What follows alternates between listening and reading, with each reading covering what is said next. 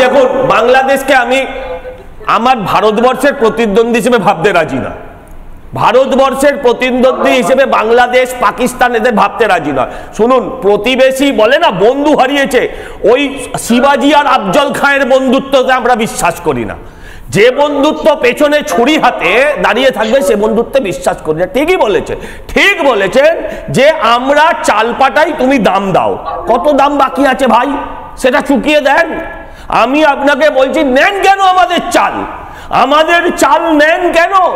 আমাদের চাল ফুটো করে দিন, আমরা না খেয়ে মরে যাবো। তাহলে তো ভালো, তো আপনারা নেন কেন?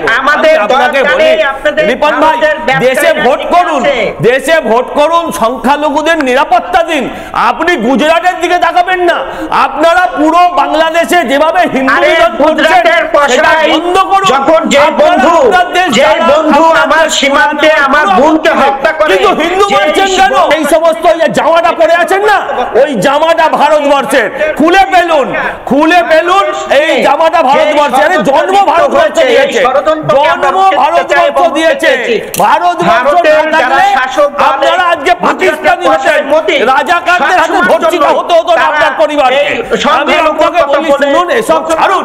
আপনারা আমাদের ভালো প্রতিবেশী কোনোদিনও ছিলেন।